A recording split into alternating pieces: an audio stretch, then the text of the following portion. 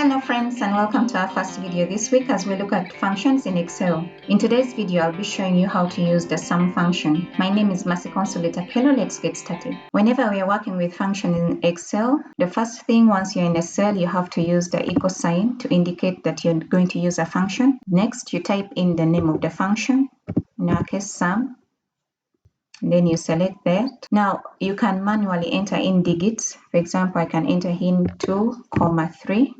Close the brackets, then press enter. Gives me a total of 5. The other option is to use cell reference. So for sum, you come over, say we want to add these two values of age, that, then comma, and then the next cell. Then we close the bracket and say enter. So we have a total of 81.5. The last option is to provide a range. So with sum, you come over to the age column and then you select the entire range of values. You close and press enter.